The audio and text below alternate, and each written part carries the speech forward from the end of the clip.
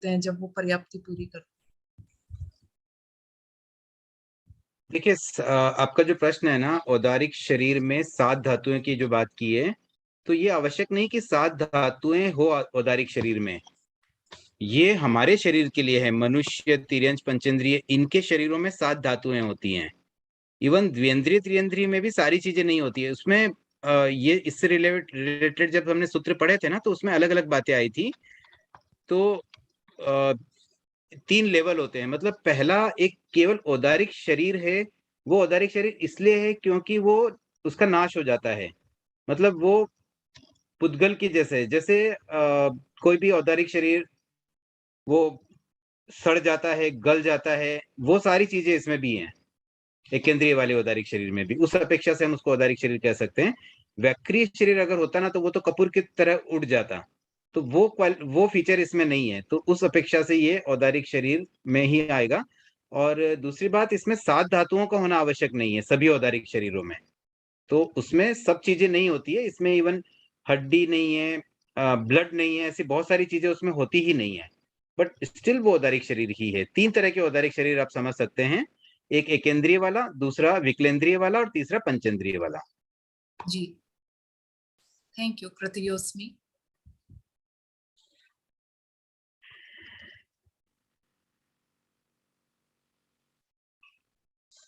और कोई जिज्ञासा है?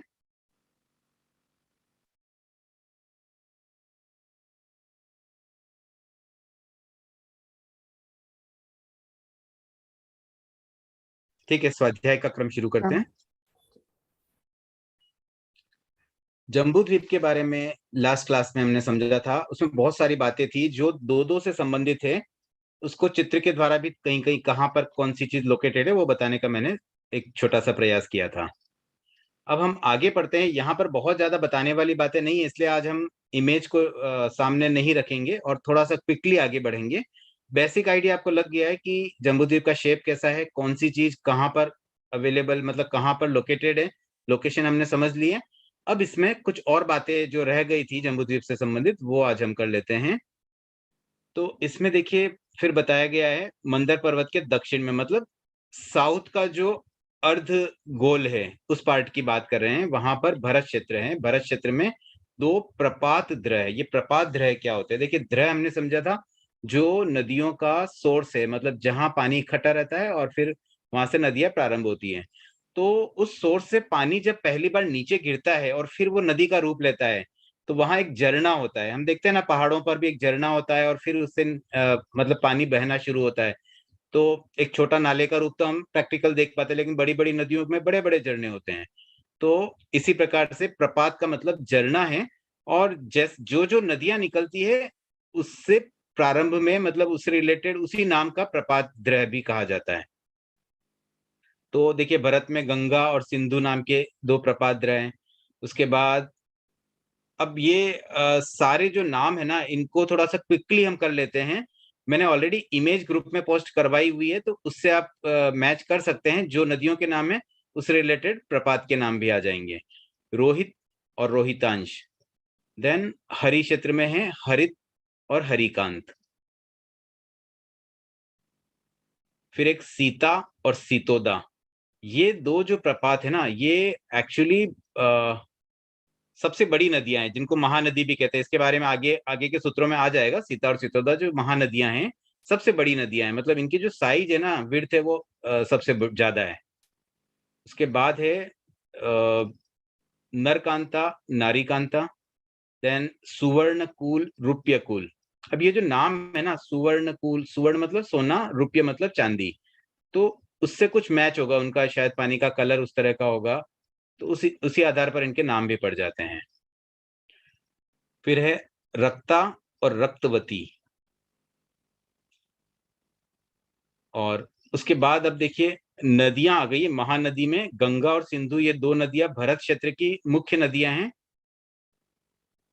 और जैसे प्रपात द्रह में जो नाम आए थे ना, उन्हीं नाम की सारी नदियां भी हैं। तो ये सारी बातें रिपीट हो गई। मतलब 302 सूत्र में जितने भी प्रपात द्रह के सूत्र थे, जैसे रक्ता, रक्तवती, ये 2 नदियां हैं। कौन से क्षेत्र से, वो सब यहाँ दिया हुआ है। जैसे हिरण्यवत क्षेत्र में सुवर्णकुल और रूप्यकुल, तो इन नाम की 2 नदियां भी है। वो उसी प्रपात से आगे वो नदी का रूप ले लेते हैं। तो इन सब नदियों का भी यहाँ पर एक ही लाइन, मतलब एक सूत्र में प्रपातद्वय की भांति नदियां वक्तव्य है में सब समाहित हो गई है। उसके बाद आगे बढ़ते हैं काल चक्र। तो काल चक्र में देखिए, एक तो ये बात बताई गई कि भरत और एरवत क्षेत्र, इन दोनों में उत्सर्पणी और अवसर्पणी, ये दो काल चक्र के पार्ट हमेशा चलते रहते हैं।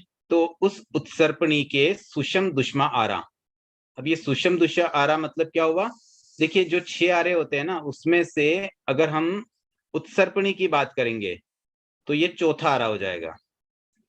ठीक है, इस आरे का कालमान 2 कोटि कोड़ा कोड़ी सागर, मतलब ये जो कालमान वाला आ रहा है, यहाँ 2 की संख्या आने से इस चैप्टर में इसको स्थान दिया गया है 302 सूत्र को।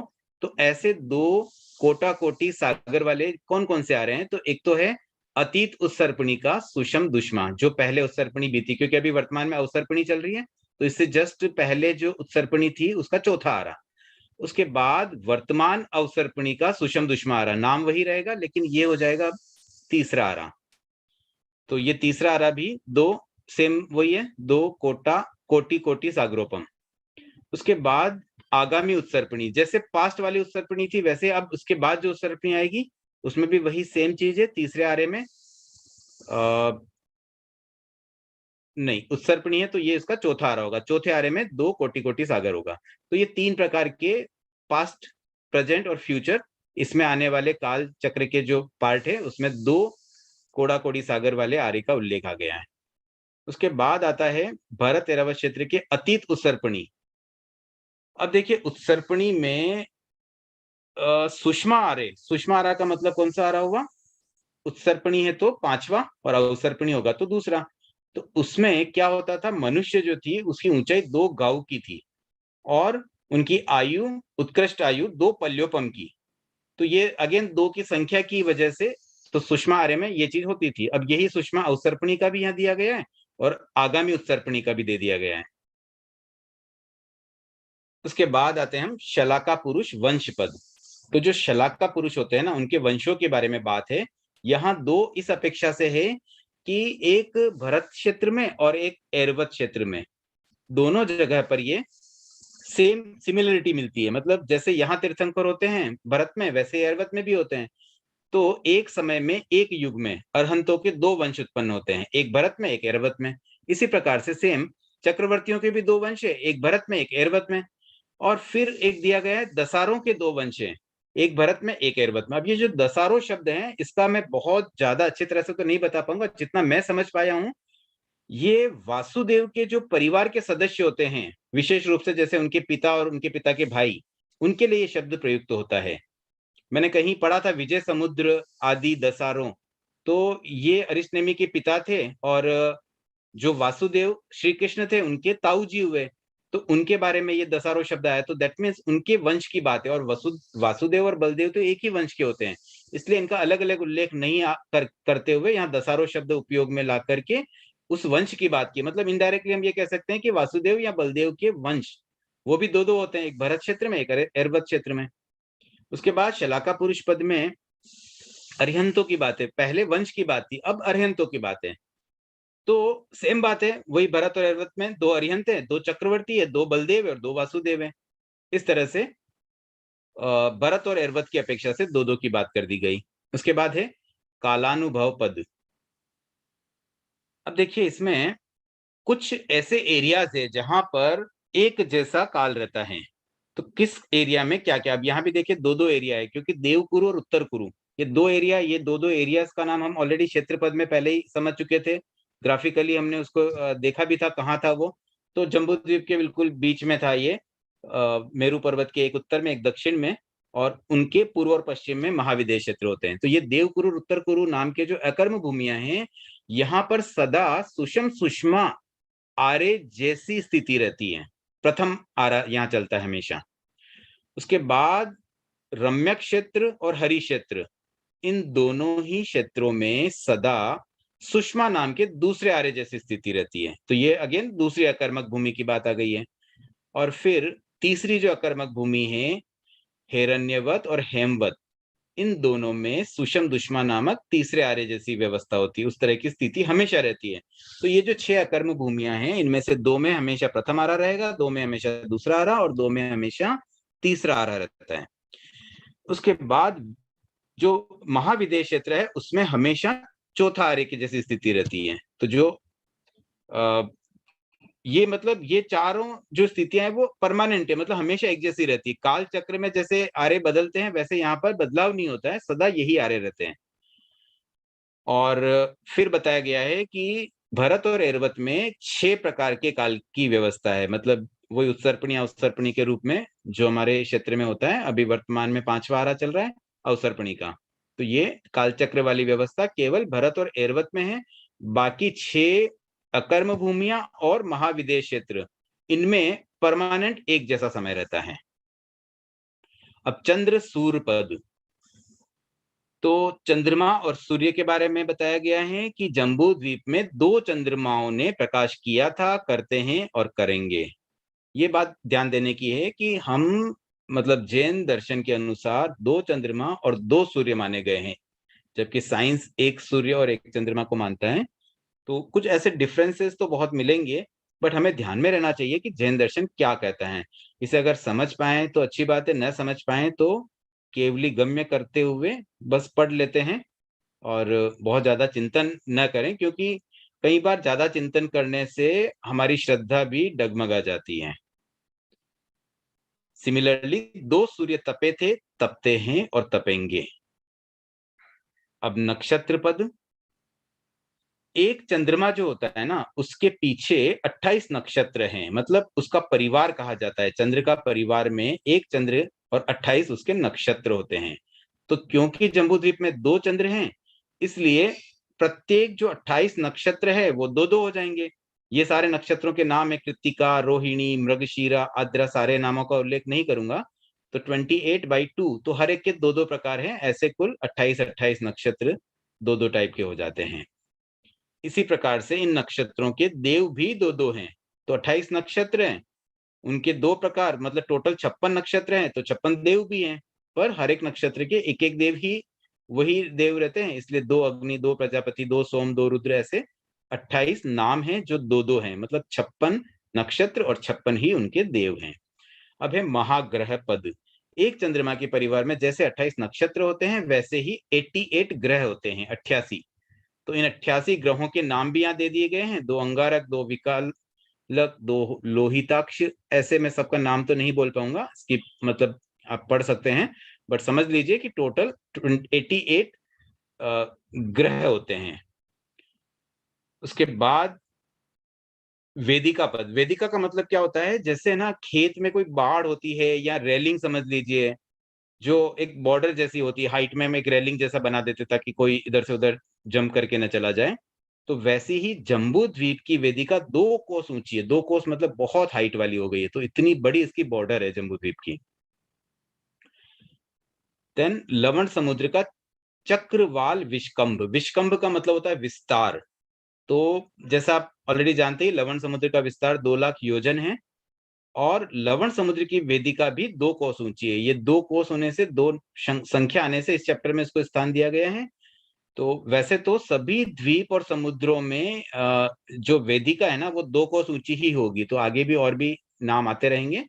तो कॉमनली हम समझ लें कि 2 कोस ऊंची एक रेलिंग बनी होती है हर द्वीप और समुद्र के बॉर्डर पे।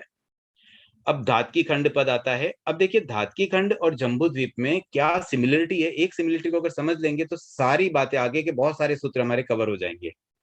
जैसे जम्बू द्वीप, उस दिन मैंने मैप दिखाया था, नक्शे में हमने कैसे देखा कि ऊपर एरवत क्षेत्र है, उसके बाद में फिर एक पर्वत आता है, फिर एक अकर्म भूमि है, फिर एक पर्वत है, फिर अकर्म भूमि है, फिर एक पर्वत है, देन महाविदेश क्षेत्र, और उन महाविदेश क्षेत्र के बीच में 2 अकर्म भूमियां।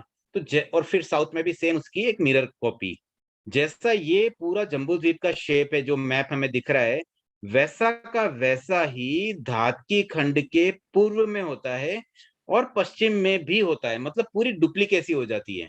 तो जम्बू द्वीप में north to south mirror image है, बट उस पूरे नॉर्थ टू साउथ को लेकर के उसी की एक और कॉपी पूर्व और पश्चिम दोनों तरफ बन जाती है।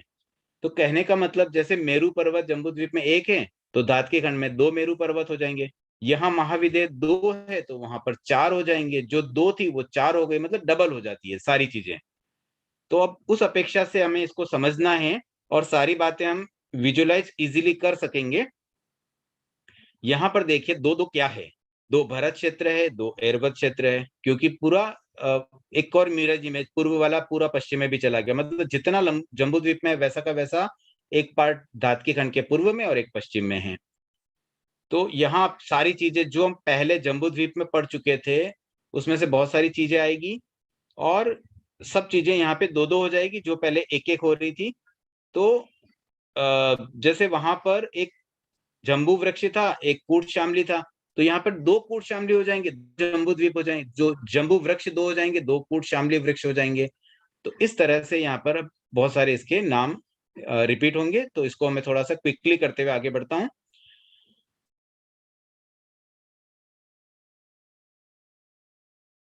इसके एवं देवों के नाम भी वैसे ही है, देव भी 2-2 हो जाएंगे हर एक के।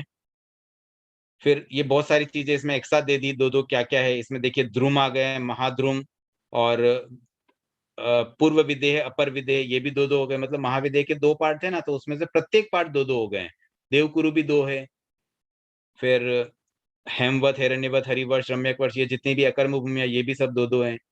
तो इस तरह से ये सब डबल डबल हो रहे। पर्वतों के जितने नाम थे, ये 6 ही पर्वत के नाम, ये भी 2-2 हो गए।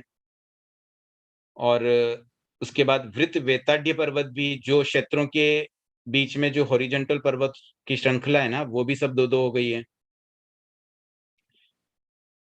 फिर कूट भी 2-2 हो गए, हर पर्वतों पे जो शिखर बने होते हैं कूट, वो भी सब डबल हो गए।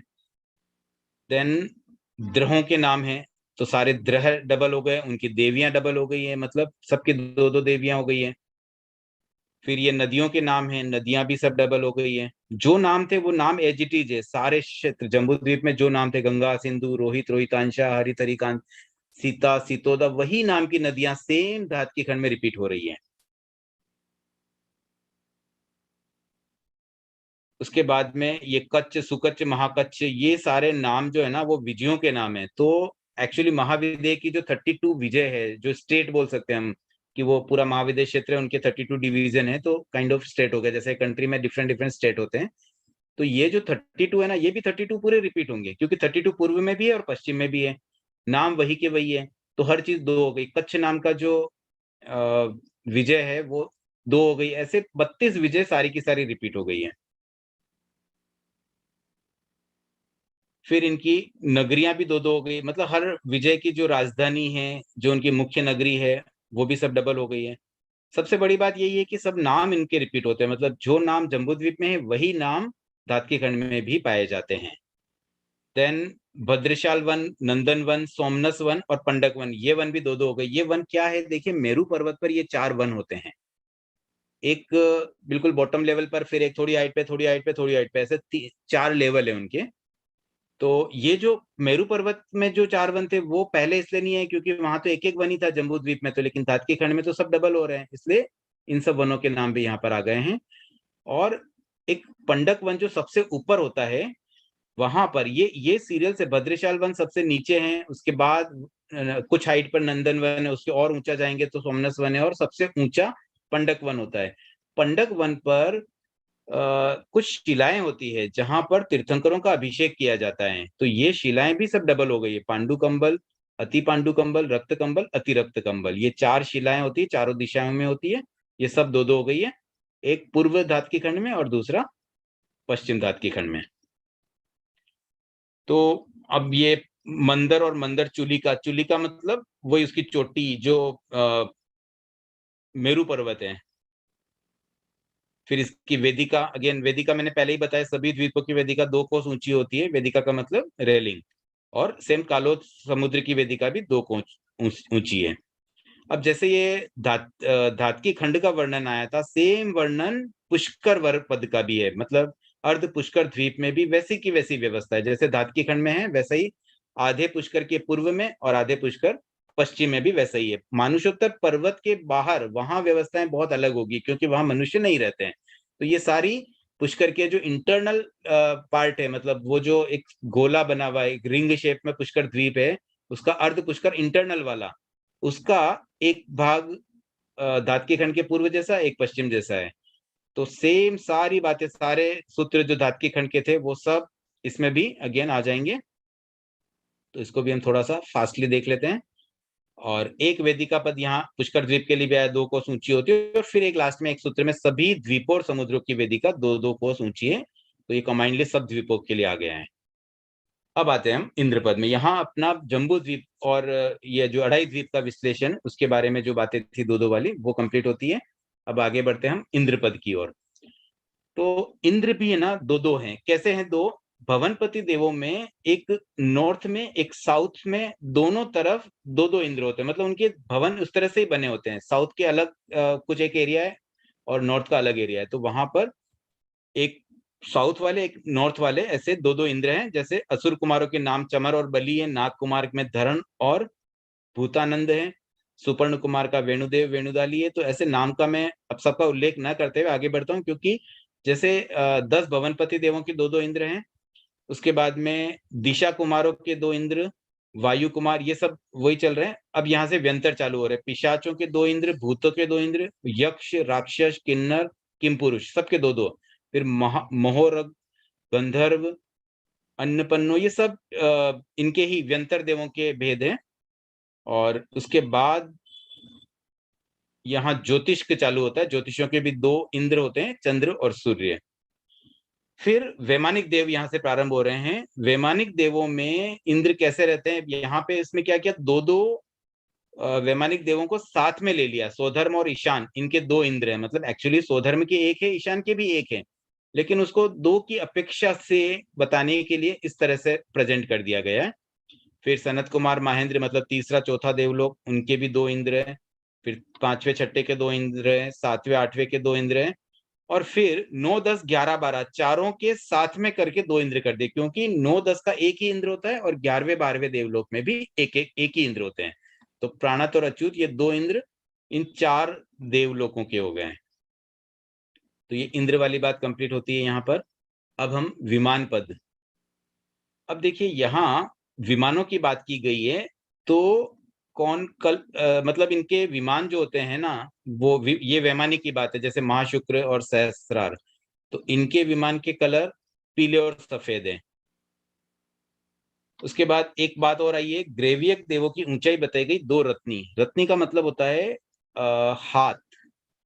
हाथ का भी कुछ आई थिंक आधे हाथ जैसा होता है। मतलब 2 रत्नी मिला करके 1 हाथ होता है। तो एक्चुअली इनकी हाइट 1 हाथ की है, लेकिन यहाँ पर 2 रत्नी के रूप में इसको दिखा दिया गया है। ग्रेवियक की ऊंचाई 2 रत्नी की है। शायद 29 या ऐसे कुछ अंगुल की एक रत्नी होती है। ये जो अंगुल है ना, ये 4 अंगुल है जैसे, तो ऐसे 4 के बाद और ऐसे रखते जाएंगे तो 29 अंगुल संभवतः एक रत्नी होती है। एग्जैक्ट साइज और भी हम इसको चेक कर सकते हैं बुक में। उसके बाद जीवा जीव पद है। इसमें जीव और अजीव 2-2 व्याख्याएं हैं। अब यहाँ व्याख्या का आधार क्या है? कुछ ऐसी चीजें होती है जिन्हें जीव भी माना है, अजीव भी माना है। ये कैसे होता है, इसको थोड़ा हम समझ लेते हैं। एक तो काल को जीव अजीव दोनों माना गया है। क्यों माना गया है? क्योंकि काल कोई वास्तविक द्रव तो है नहीं। ये तो केवल किसी भी चीज में एक समय बीतने के साथ उसमें जो परिवर्तन हो जाता है, उस परिवर्तन को बताने के लिए काल नामक एक द्रव्य को एक वर्चुअलाइज किया गया है। ये विजुअलाइज जैसा है। तो जीवों में भी काल का महत्व है, अजीव में भी है, क्योंकि जीव में भी वर्तन होता है। जीव भी बदल जाता है। जैसे अभी कोई जीव है, 2 घंटे बाद जीव की कुछ अलग स्थिति होगी। कोई मर गया, कोई अलग गति में भी जा सकता है उस बीच में, या उसी गति में भी उसकी पोजीशन बदल जाएगी, उसकी बहुत सारी चीजें चेंज हो जाती हैं। और सेम चीज अजीव में भी लागू होती है। इसलिए काल को नापने की जितनी भी यूनिट्स है, उन सब यूनिट्स के लिए जीव अजीव दोनों बातें कह दी गई हैं। अब यहाँ पर ये जो भी लिस्टिंग है, समय और आवली का, आन प्राण और स्तोक, अब मैं इनका सबका विश्लेषण नहीं करूंगा। ये सब काल की यूनिट्स है। मुहूर्त, अहोरात्र, पक्ष, मास, ऋतु, अयन आदि आदि ऐसे जितने भी हैं, ये सारे के सारे जीव और अजीव दोनों हैं। उसके बाद एक श्रेणी ली है ग्राम नगर, मतलब एक प्लेस है, जगह जहां पर मनुष्य रहते हैं, जीव जंतु रहते हैं। तो वहां भी जीव भी होते हैं और अजीव भी होते हैं। तो उस अपेक्षा से उनको भी जीव अजीव दोनों मान लिया गया। अब यहाँ पर भी अलग अलग प्रकार से प्लेसेज के नाम दे दिए गए हैं और उस पूरी लिस्ट के बाद लास्ट में एक ही बात कह दी गई कि ये सभी जीव अजीव दोनों हैं। फिर एक और तीसरा वर्गीकरण है, इसे भी जीव अजीव दोनों माना गया है। ये भी सारी वही बातें हैं जहां जिसका संबंध जीव और अजीव दोनों से होता है, इस अपेक्षा से इन्हें भी जीव अजीव दोनों मान लिया गया है। राशि 2 है, जीव राशि अजीव राशि। उसके बाद में कर्म पद में आते हैं हम। बंध 2 प्रकार के हैं, प्रेयो बंध, द्वेष बंध। प्रेय ये शब्द जहां भी आ रहे हैं ना, उसका अर्थ राग से हमें लेना है, तो राग बंध, द्वेष बंध ऐसा भी कह सकते हैं। पाप बंध के 2 स्थान बताए गए हैं, राग से भी और द्वेष से भी। उसके बाद जीव 2 स्थानों से पाप कर्म की उदीर्णा करते हैं। तो वो कहां से करते हैं? एक तो होता है अभ्युपगमी की और दूसरी है औपक्रमी की। तो अभ्युपगमी की में क्या होता है कि जीव स्वतः अपनी इच्छा से वेदना करता है। जैसे कोई तपस्या की, उपवास पचक लिया, अब उससे वेदना होगी तो होने दो भले, मैं अपनी मतलब स्वयं जीव अपनी मर्जी से उसे आमंत्रित करता है, तो वो कहलाती है अभ्युपगमी की। और औपक्रमिकी के अंदर जब आउटर निमित्तों से वो चीज हमें मिलती है, जैसे कोई रोग हो गया, बीमारी हो गई और उसको वेदना हो रही है, तो ये 2 स्थान बताए गए हैं पाप कर्म की उदीर्णा के। मतलब जो कर्म पाप कर्म अपने बंधे हुए हैं उनकी उदीर्णा होती है और वो भोग लिए जाते हैं। तो उसके 2 टाइप हो गए हैं कि एक तो स्वतः ही मतलब जीव अपनी मर्जी से भोगे और एक किसी निमित्त से भोगे।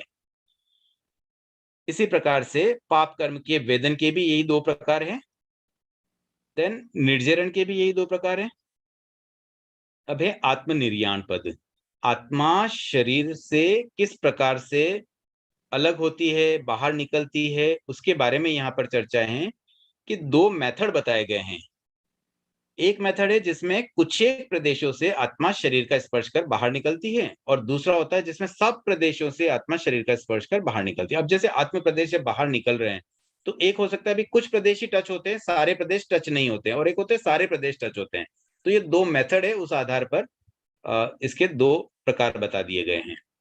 इसी प्रकार से आत्मा शरीर को स्फुरित यानी कि स्पंदित करके बाहर निकलती है, तो वहां भी 2 प्रकार से, कुछ प्रदेशों से स्फुरित होती है या सभी प्रदेशों से।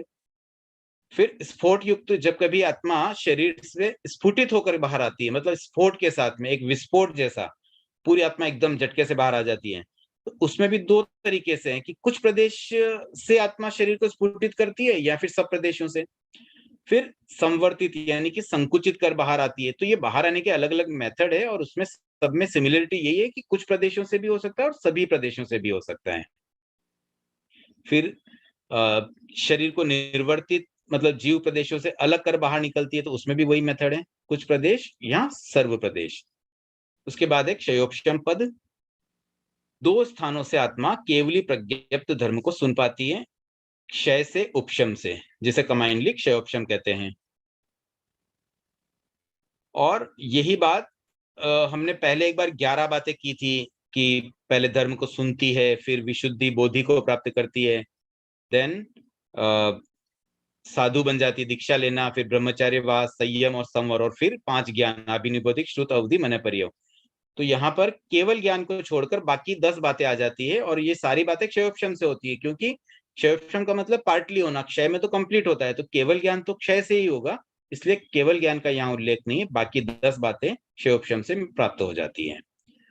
अब देखिए समय 2-3 मिनट ही बचे हैं, और मेरी इच्छा है कि आज ये चैप्टर पूरा कर लिया जाए, तो मैं थोड़ा सा और क्विकली करके आज संभवतः जिज्ञासा समाधान शायद न हो पाए, नेक्स्ट क्लास में हम 5 मिनट पहले रख लेंगे, तो इसको जल्दी जल्दी समझ लेते हैं। औपमिक अद्धा काल। अब ये अद्धा काल जो शब्द है ना, ये 3 प्रकार के होते हैं, एक उद्धार काल, एक अद्धा काल और एक क्षेत्र काल। इसकी डिटेलिंग में हम नहीं जाएंगे, फिलहाल अद्धा काल को समझते हैं। तो ये जो औपमिक मतलब उपमा के द्वारा जिस काल को समझाया जाता है, जिसको कैलकुलेशन से, संख्या से निरूपित नहीं किया जा सकता है, वो औपमिक अद्धा काल है, और उसके 2 पार्ट है, पल्योपम और सागरोपम। पल्योपम का आपको शायद आइडिया भी होगा, एक इसका एग्जाम्पल आता है कि 1 योजन लंबा, चौड़ा और डीप एक पल्य होता है, जिसमें बालों से उसको भर दिया जाता है, और फिर एक-एक बाल निकालते हैं 100-100 साल में, जितना समय लगे उतना एक पल्योपम का काल होता है। और सिमिलरली सागरोपम 10 कोटि पल्योपम जितना होता है, मतलब 10 इंटू 1 करोड़ इंटू 1 करोड़, उतने पल्योपम बीतेंगे तब एक सागरोपम आता है। तो ये सागरोपम, पल्योपम, पल्य, सागर, ये शब्द अनेक बार हमें किसी की आयुष्य के लिए, या कहीं कहीं मतलब जहां भी ड्यूरेशन निरूपित होती है। काल चक्र में भी जैसे अभी आया था 2 कोड़ा कोड़ी सागर, ये सब चीजें वहां पर हमें मिल जाती हैं। उसके बाद क्रोध 2 प्रकार का होता है, एक आत्म प्रतिष्ठित, एक पर प्रतिष्ठित। मतलब एक है ना, आत्मा से अंदर से इंटरनली स्वयं आ जाता है, और एक होता है कोई निमित्त मिलने से, जैसे किसी ने गुस्सा दिलवा दिया हमें तो हमें गुस्सा आ गया, और एक स्वयं आ जाता है, मतलब बिना कोई बात ही ऑटोमेटिक हम गुस्से में आ जाते हैं, वो कर्मों के उदय से ही सीधा। सेम यही बातें मान माया आदि में भी सभी सभी जो पाप कर्म है उन सब में आ रहा है, आत्म प्रतिष्ठित और पर प्रतिष्ठित। फिर नैरिक तथा वैमानिक पर्यंत सभी दंडकों के जीव के क्रोध आदि 2-2, ये सब वही बात होगी, सभी दंडकों में भी ऐसे ही जीव के 2-2 प्रकार हैं। फिर संसारी जीव के 2 प्रकार में त्रस्त स्थावर है, फिर सिद्ध असिद्ध है, फिर स इंद्रिय इंद्रिय सकाय अकाय सयोगी अयोगी। मतलब ये सब ऑलमोस्ट बहुत सिंपल शब्द है। साकारोपयुक्त अनाकारोपयुक्त, साकारोपयुक्त का मतलब ज्ञान का उपयोग करना, अनाकारोपयुक्त का मतलब दर्शन का उपयोग करना। अब एक मरण पद और रह गया है, तो मुझे लगता है समय तो अब हो गया है, तो इसलिए एक बार हमें यहाँ विराम देना होगा। मरण पद से हम अगली क्लास में करेंगे। मेरी इच्छा थी आज पूरा हो जाता, पर जैसा भी अब समय लगेगा, इसको हम नेक्स्ट क्लास में कंटिन्यू करेंगे, और संभवतः कल शायद अवकाश रहेगा और सूचना आपको ग्रुप में दे दी जाएगी। जिज्ञासा एक बार आप पूछ लीजिए, समय हो गया, बस खाली प्रश्न पूछ लें, और कल अगली क्लास में इसका 8:55 पर समाधान दिया जा सकेगा।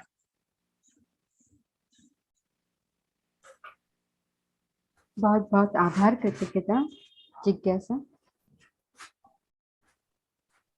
अब बबीता जी। हाँ सर, जय जिनेन्द्र, नदियों के बारे में आपने फर्स्ट कहा, तो उसको क्या हमको ऐसे समझना चाहिए कि लंबाई चौड़ाई xerox to xerox same to same है दोनों साइड की? ऑलमोस्ट सेम है। अच्छा, और वो नेक्स्ट सूत्र में आया जो वो फेंसिंग का आपने कहा, उसको हम कॉम्पाउंड समझे क्या? बड़ी बड़ी दीवारें हाँ, जैसे वैसा ही बॉर्डर कुछ। जैसा, बॉर्डर हाँ, जैसा। बहुत बहुत बड़ी बड़ी बहुत हाइट की, और बहुत चौड़ी भी होती है, नीचे से भी उसकी चौड़ाई काफी बड़ी होती है। अच्छा, थैंक यू सर। ओ मैडम। प्रभा जी। जय जिनेन्द्र सर। तो महाग्रह पद में 88 महाग्रहों ने 4 किया था, तो यहाँ 4 का क्या तात्पर्य होता है? 4 मतलब परिक्रमा करना, घूमना, चक्र। ज्योतिष चक्र के लिए ये शब्द आता है ना, इससे पहले भी आया था, चारोपोपन्न।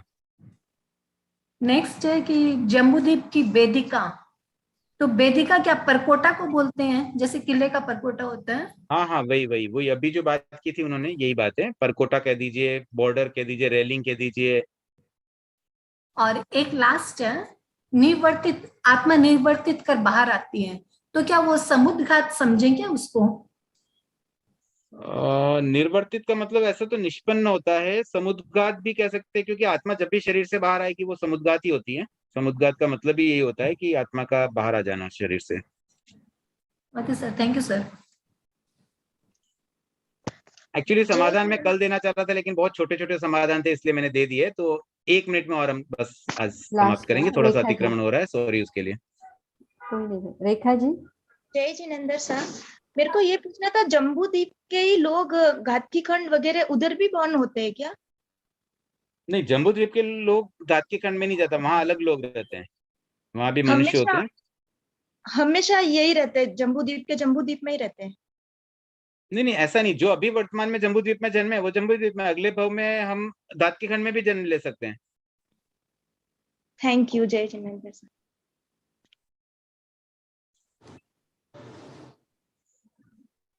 ओ मैडम चलिए, और कोई सुचिता। जिज्ञासा अगर रह जाए तो कल हाँ भाभी। 8:55 पर हम समाहित कर पाएंगे।